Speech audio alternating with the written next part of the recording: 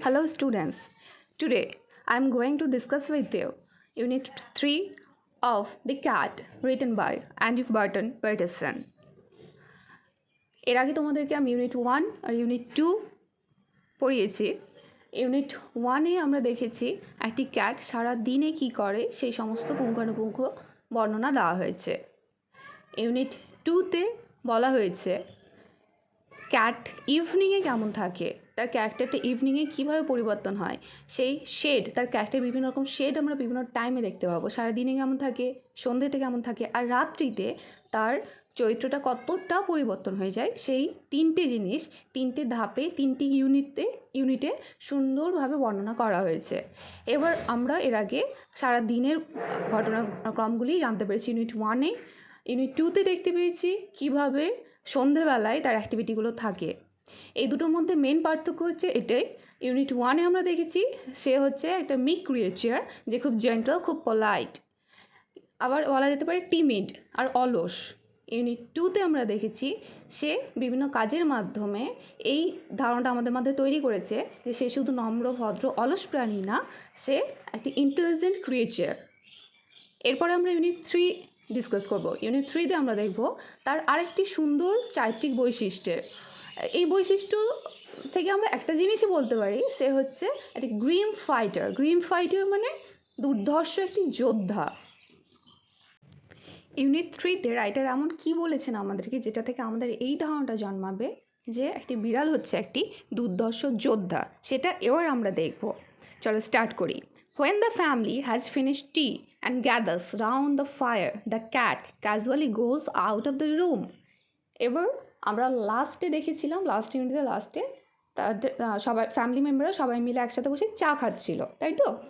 এবার আমরা আরেকটু এগিয়ে যাই, তাদের চা খাওয়া শেষ হয়ে গেছে। When the family has finished tea, শেষ হয়ে গেছে, তাদের চা খাওয়া শেষ হয়ে গেছে, and gathers round the fire, এবার তারা সবাই মিলে জড়ো হয়েছে কোথায়? ফায়ারের আশেপাশে। গ্যাদার হওয়া মানে জড়ো হওয়া, সব ফ্যামিলি মেম্বাররা সবাই মিলে একসাথে জড়ো হয়েছে ফায়ারের পাশে। এবার ফায়ার কোথায় থাকে? ফায়ার আমাদের বাড়িতে কোথায় থাকে? রান্নাঘরে। কিন্তু রান্নাঘরে কি তারা সবাই জড়ো হয়েছে? না, এখানে রান্নাঘর বোঝানো হয়নি। দেখো, আমাদের দেশে কি হয়, শীতকালে সবাই প্রচণ্ড শীতের হাত থেকে বাঁচার জন্য অনেক সময় সন্ধ্যের পরে আগুন জ্বালিয়ে তার চারপাশে বসে থাকে। আগুনের উত্তাপের আমেজটা অনুভব করে সবাই, এই জন্যই। এবার যে সমস্ত দেশগুলো শীত প্রধান থাকে সেই সমস্ত দেশে প্রত্যেকটি বাড়িতে একটি করে ফায়ার প্লেস থাকে। সেই ফায়ার প্লেসের চারপাশে তারা বসে থাকে, এতে বাড়ির টেম্পারেচারটা মেনটেন থাকে, একটু কমফোর্টেবল থাকে, এই জন্যই এই জিনিসটা করা হয়ে থাকে। এবার কি বলা হয়েছে, ফায়ারের আশেপাশে তারা বসে আছে, মানে ফায়ার প্লেসের আশেপাশে। তখন the cat casually goes out of the room, cat কী করে, বিড়াল, তখন তার কোনো কাজ নেই ফ্যামিলি মেম্বারদের কাছে। তার একটি কাজ ছিল কি, খাবার জোগাড় করা তাদের কাছ থেকে। সন্ধ্যাবেলায় সবাই যখন চা খাচ্ছিল, চায়ের সাথে আরও অন্যান্য জিনিস, অন্যান্য খাবার দাবার খাচ্ছিল, তখন বিড়াল সবার সামনে হাজির হয়েছে। তার উপস্থিতি সবাইকে বিভিন্ন অ্যাক্টিভিটির মাধ্যমে বুঝিয়ে দিয়েছে যাতে তাকে খাবার দেওয়া হয়। খাবার সে জোগাড়ও করেছে বুদ্ধি করে, সেটা খাওয়া হয়ে গেছে। এখন সবাই যখন গল্প করছে তার সেখানে কোনো কাজ নেই, সেই জন্য সে কী করছে, ক্যাজুয়ালি গোজ আউট, সে খুব হালকাভাবে কেয়ারলেসলি সেখান থেকে বেরিয়ে চলে যাচ্ছে, আউট অফ দ্য রুম থেকে বেরিয়ে চলে গেল। সে যাচ্ছে অন্য কোথায় সেটা এবার দেখব। To life now begins for him, এই সময়ে তার আসল জীবন শুরু হয়, টু লাইফ স্টার্ট হয়। হি saunters down his own backyard, springs to the top of the fence, droops slightly down to the other side.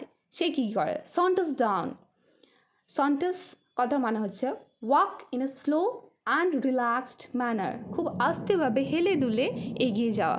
সে এগিয়ে যাচ্ছে কোথায়, হিজ ওন ব্যাকইয়ার্ডে, তাদের বাড়ির ব্যাকইয়ার্ডে মানে পিছনের উঠোনে। এবার ইয়ার্ড শব্দটি মানে বাড়ির উঠোন বা ফাঁকা চত্বর, ওপেন স্কাই যেখানে থাকে। এবার যদি বাড়ির সামনে দেখবে অনেক সময় একটু ফাঁকা জায়গা থাকে অনেকের বাড়িতেই, সেখানে ফুলের গাছ লাগানো হয় বা অন্যভাবে ডেকোরেট করা হয়, একটু প্রাচীর দিয়ে ঘিরে দেওয়া হয়, এই জায়গাটিকে উঠোন বলা হয়। এবার বাড়ির ফ্রন্টে সেটা থাকলে সেটাকে বলা হয় ফ্রন্ট ইয়ার্ড। বাড়ির ব্যাকে অনেক সময় অনেকের বাড়িতেই জায়গা থাকে, খোলা জায়গা থাকে, গাছপালা লাগানো থাকে বা অন্যান্য কাজে ব্যবহার করা হয়, সেই জায়গাটাকে বলা হয় ব্যাক ইয়ার্ড। সে গেল কোথায়? বাড়ির ব্যাক ইয়ার্ডে। এবার ফ্রন্ট ইয়ার্ডেও চুজ করেনি। ফ্রন্ট ইয়ার্ড কেন চুজ করেনি? কারণ সেটা বেশি ব্যবহৃত হয়, সেখানে লোকজনের বেশি আনাগোনা থাকে, কিন্তু ব্যাকওয়ার্ড কম্পারেটিভলি তোমার অনেকটা ফাঁকা থাকে, মানুষজন সেখানে কম যায়। বিড়াল গেছে কিন্তু ব্যাক ইয়ার্ডে, তার এখন নিঃসঙ্গ একটা জায়গা চাই যেখানে মানুষের কোলাহল নেই। He saunters down his own backyard, springs to the top of the fence. এরপরে কী করেছে দেখো, top of the fence. Fence শব্দটির মানে হচ্ছে বেড়া। বেড়ার ওপরে স্প্রিং করেছে মানে লাফিয়ে উঠে গেছে। Drop slightly down to the other side. এরপরে সেখান থেকে খুব আস্তে করে হালকাভাবে, লাইটলি, খুব স্লোলি, হালকাভাবে সে নেমে গেছে উল্টো দিকে, মানে ও এখন বাড়ির বাইরে চলে গেছে পিছন দিক দিয়ে। হি trots across and escapes to the roof of an empty shed. He trots across. এবার দেখা যাক ট্রট শব্দটির মানে কি। টস হচ্ছে to move forward at a speed that is in between walking and running. এবার ওয়াকিং মানে তোমরা সবাই জানো হাঁটা, আর রানিং মানে দৌড়ানো, তাই তো? এবার ওয়াকিং অ্যান্ড রানিং, হাঁটা এবং দৌড়ানোর মাঝামাঝি একটা স্পিড নিয়ে সে এগিয়ে চলেছে। And skips to the roof of an empty shed. প্রথমে বলি এমটি শেড। এমটি মানে যেটা ফাঁকা বা খালি, নির্জন। শেড কোনো চালা, ঠিক আছে? ফাঁকা কোনো চালা আছে কোনো একটি জায়গার। নর্মালি স্টোর রুমে মানুষ থাকে না, মানুষবিহীন থাকে, সেগুলি ফাঁকা থাকে, কিন্তু একেবারেই ফাঁকা পড়ে থাকে না। সেগুলোতে আমাদের বাড়ির অব্যবহৃত জিনিসগুলি বা পুরাতন আসবাবপত্রগুলি সেখানে রাখা হয় স্টোর রুমে। তো সেই রুমে সে ওপরে, ছাদের ওপরে উঠে গেছে, রুফের ওপরে, চালার ওপরে উঠে গেছে। His movement becomes light and panther like. Movement মানে তার এগিয়ে যাওয়ার ধরন বা তার চলাফেরা, তার হাঁটা চলা বা তার শারীরিক বিভিন্ন রকম মুভমেন্টগুলো এখন কেমন হয়েছে, সেটি এখন দুটো এখানে অ্যাডজেক্টিভ দিয়ে বর্ণনা করা হয়েছে। দেখো কি বলেছে, প্রথমটি লাইট অ্যান্ড দ্বিতীয়টি প্যান্থার লাইক। লাইটের মানে আগে আমরা দেখিনি। লাইট মানে গ্রেসফুল বা খুব সাবলীল হওয়া, নিজের কাজে, নিজের অঙ্গভঙ্গিতে সে এখন অনেকটা কনফিডেন্ট হয়ে গেছে, সাবলীল হয়ে গেছে, কোনো জড়তা নেই। অ্যান্ড প্যান্থার লাইক হয়েছে। প্যান্থার লাইক, প্যান্থার মানে আমরা জানি প্যান্থার মানে চিতাবাঘ, আর প্যান্থার লাইক মানে প্যান্থারের মতো, চিতাবাঘের মতো হয়ে গেছে। তার চলাফেরার ধরন, অঙ্গভঙ্গি, তার বডি ল্যাঙ্গুয়েজ সমস্ত কিছু প্রচণ্ড কনফিডেন্ট হয়েছে। আর প্যান্থার লাইক মানে চিতাবাঘের মতো হয়ে গেছে, মানে এখানে কোনো ভয়, ভীতি, জড়তা কিচ্ছু নেই। He looks keenly from side to side and moves noiselessly, for he has so many enemies, dogs and small boys with stones. আরও বলেছে, সে শুধু এখানে তার বডি ল্যাঙ্গুয়েজে কনফিডেন্স এসছে, তার মুভমেন্ট প্যান্থার লাইক হয়েছে তা নয়, তার সাথে সে অনেক বেশি অ্যালার্ট হয়ে গেছে, মেন্টালি অ্যালার্ট হয়েছে। এই জন্য সে কী করে, সাইড টু সাইড খুব ভালোভাবে কিনলি ফলো করে। কিনলি শব্দটির মানে হচ্ছে কিন, খুব তীক্ষ্ণভাবে, খুব সূক্ষ্মতার সাথে, খুব অ্যাটেন্টিভলি সে চারিদিকটাকে পর্যবেক্ষণ করতে করতে এগিয়ে যায়। অ্যান্ড মুভস নয়েজলেসলি, নয়েজলেসলি নিঃশব্দে সে এগিয়ে যায়, চারিদিকটা খুব ভালোভাবে পর্যবেক্ষণ করে, কিন্তু সে নিজে কোনো রকম শব্দ করে না, নিঃশব্দে এগিয়ে চলে। For he has so many enemies. তার এই নিস্তব্ধতার কারণ কি? নিস্তব্ধতা প্লাস সচেতনতা, এই দুটো জিনিসের কারণ কি? সে জানে খুব ভালো করে তার অনেক এনিমি আছে। অনেক এনিমি, এনিমি শব্দটির মানে শত্রু, অনেক শত্রু তার আছে। শত্রুগুলি কে? Dogs and small boys with stones. Dogs তার শত্রু, মানে কুকুর তার শত্রু, এটা সে জানে, কারণ কুকুর তাকে প্রায় অ্যাটাক করে। তার সাথে স্মল বয়েজ কেন তার শত্রু? স্মল বয়েজ শুধু তার শত্রু হতে পারে না, ছোট বাচ্চারা, ছেলেরা কখনো তার শত্রু হতে পারে না যতক্ষণ না পর্যন্ত তাদের হাতে স্টোন থাকে। দেখো বলেছে উইথ স্টোনস, পাথর হাতে নিয়ে যারা থাকে। দেখবে অনেক সময় রাস্তার ধারে অনেক ছোটো ছেলেরাই খেলার ছলে বিড়াল দেখলেই পাথর, রাস্তার ধারে পাথর বা ইটের টুকরো যাই পাক সেগুলো হাতে নিয়ে বিড়ালের দিকে ছুঁড়ে মারে, এতে বিড়ালের আঘাত লাগে। সেই আঘাতের হাত থেকে বাঁচার জন্যই কিন্তু সে সচেতনতার সাথে ও এগিয়ে চলেছে। তাহলে আমরা লাস্ট লাইনটাই দেখলাম, সে প্রচণ্ড মেন্টালি অ্যালার্ট হয়েছে, কিনলি অবজার্ভ করছে চারিদিক, তার সাথে নয়েজলেসলি এগিয়ে চলেছে, এই জন্যে শত্রুদের হাত থেকে বাঁচার জন্যে। শত্রুগুলিকে dog and small boys with stones. চলো এবার নেক্সট প্যারাটা দেখে নেওয়া যাক। On top of the shed the cat arches his back and rakes his claws once or twice through the soft bark of the old roof. এখানে কি বলেছে? On top of the shed, বিড়াল শেডের ওপরে মুছে গেছে, ওপরে আছে। The cat arches his back, back বলতে পিঠ বুঝিয়েছে, পিঠের দিকটি, উপরিভাগটি ক্যাটের, বিড়ালের, সেটিকে সে কী করে? আর্চ করে। আর্চ করা মানে বাঁকানো, বাঁকিয়ে দেয়, মানে সেটিকে টান টান করে, সোজা করে। And rakes his claws, rakes his claws, rake মানে আঁচড়ানো, আঁচড়ে নেয় তার ক্লগুলিকে, পায়ের নখগুলিকে। ওয়ান্স আর টুয়াইস, একবার বা দুবার। Through the soft bark, bark শব্দটি মানে হচ্ছে গাছের ছাল।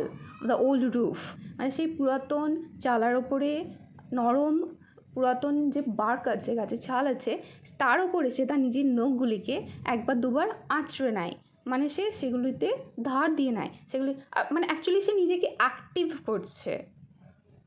ক্যাট নিজের ব্যাককে আঁচ করছে, বেঁকিয়ে নিচ্ছে, নখগুলিকে আঁচড় দিয়ে নিচ্ছে, এতে করে বোঝা যাচ্ছে সে কোনো কাজের জন্য নিজেকে ওয়ার্ম আপ করছে, অ্যাক্টিভ করছে। এরপরে he stretches himself a few times to see if every muscle is in full working order. এরপরে সে আরও কিছু করছে। হি স্ট্রেচেস হিমসেলফ, সে নিজেকে প্রসারিত করে বা আড়মোড়া ভাঙে। আ ফিউ টাইমস, বেশ কয়েকবার। টু সি, এটি দেখার জন্যে। ইফ এভরি মাসল, প্রত্যেকটি মাংসপেশি, মাসল মাংসপেশি, এভরি মাসল মানে প্রত্যেকটি মাংসপেশি শরীরের, is in full working order. Working order মানে কর্মক্ষম আছে কিনা। ফুল ওয়ার্কিং অর্ডার মানে সম্পূর্ণরূপে কর্মক্ষম আছে কিনা, মানে 100% প্রত্যেকটি শরীরের অঙ্গ প্রত্যঙ্গ, প্রত্যেকটি মাসল, প্রত্যেকটি পার্ট, প্রত্যেকটি লিম্বস তার অ্যাক্টিভ আছে কিনা সেটা সে দেখে নেয়। দেন drooping his head nearly to his paws, he sends across a call to his kindred. এরপরে সে নিজেকে দেখে নিয়েছে যে আমি ফুললি ফিজিক্যালি অ্যাক্টিভ আছি। একটু আগেই আমরা দেখেছিলাম সে মেন্টাল অ্যাক্টিভ ছিল, সেই জন্য সে কিনলি সাইড টু সাইড অবজার্ভ করছিল। এরপরে তার আসল অ্যাক্টিভিটি শুরু হয়। সে কী করে? Drooping his head nearly to his paws, paws পায়ে থাবা, পায়ে থাবার কাছাকাছি, প্রায় কাছাকাছি সে ড্রুপ করে তার হেডকে। ড্রুপ করার অর্থ হচ্ছে নুইয়ে দেওয়া, ঝুঁকিয়ে দেওয়া, বেন্ড করা, তার মাথাটিকে সে তার প্রায় নিয়ারলি, প্রায় কাছাকাছি নামিয়ে দেয়। কোথায়? পায়ের থাবার, পায়ের থাবাগুলি একেবারে নিচে থাকে, মানে আমরা দাঁড়ালে কী করি, আমাদের পায়ের পাতা মেঝের সাথে থাকে, একেবারে নিচে থাকে, সে তারও পায়ের পাতাগুলি, পায়ের থাবাগুলি সব থেকে নিচে আছে, সে মাথাটিকে সব থেকে নিচে নামিয়ে দেয়। তার সাথে he sends across a call to his kindred, সে এই অবস্থাতেই তার কিনড্রেডদেরকে কল করে। এবার দেখি কিনড্রেডকে, কিনড্রেড হচ্ছে নিয়ার ওয়ান আর ডিয়ার ওয়ান্স। এবার তার নিজের আপনজন বা স্বজাতীয়দের, মানে অন্যান্য বিড়ালদের, তার বন্ধু হতে পারে বা তার আত্মীয় হতে পারে, তাদেরকে সে কী করে? ডাক পাঠায়, কল করে, ডাক পাঠায়, মানে তাদের নিজস্ব কিছু শব্দ আছে, সেই শব্দের অর্থ তারা বোঝে। এবার খুব মজার ব্যাপার দেখো, চা খাওয়ার পরে ওই বাড়ির ফ্যামিলি মেম্বাররা সবাই আগুনের চারপাশে জড়ো হয়েছে, সেটা তাদের কমফোর্টেবল এরিয়া একটা, সবাই মিলে সেখান থেকে গল্প করার জন্য জড়ো হয়েছে। বিড়ালও কিন্তু সন্ধেবেলার খাবার খাওয়ার পরে সে নিজের ফ্রেন্ড সার্কেলে চলে এসছে, নিজের বন্ধুদের সাথে টাইম কাটাতে এসেছে। সে নির্জন জায়গাতে এসে ডাক দিচ্ছে তার স্বজাতীয়দেরকে, আর সবাই জানে যে এই টাইমটা হচ্ছে তাদের সবার একত্রিত হওয়ার সময়। সেই জন্য বিফোর লং দে কাম গ্লাইডিং গ্রেসফুল শ্যাডোস। খুব মজার ব্যাপার, বিফোর লং, খুব বেশি দেরি হয় না, খুব তাড়াতাড়ি ডাক পাঠানোর খুব অল্প সময়ের মধ্যে দে কাম, তারা আসে, তারা বলতে বিড়ালটির স্বজাতীয়রা, অন্যান্য বিড়ালরা, তারা চলে আসে। কিন্তু কেমনভাবে আসে, আসাটাও খুব একটা মজার ছলে বলেছেন আমাদেরকে রাইটার। কি বলেছেন? গ্লাইডিং অ্যান্ড গ্রেসফুল ওয়েতে, গ্লাইডিং। এবার প্রথমেই দেখি অন্যান্য বিড়াল আসছে, সেটা বলে দেওয়া হয়নি, বলে দেওয়া হচ্ছে শ্যাডোজ আসছে, ছায়া আসছে। এই ছায়াকার, ছায়াগুলি অবশ্যই অন্যান্য বিড়ালদের, কিন্তু রাতের বেলা যেহেতু হয়েছে তাদের নিশ্চয়ই ছায়া পড়ছে, একটি করে শ্যাডো পড়ছে, আর এই শ্যাডোগুলি আসছে গ্লাইডিং গ্রেসফুলি, গ্লাইড শব্দের মানে হচ্ছে মুভিং স্মুথলি, মানে খুব হালকাভাবে ভেসে ভেসে যেন তারা আসছে, আর তার সাথে গ্রেসফুলি, ভেরি বিউটিফুল্লি আসছে।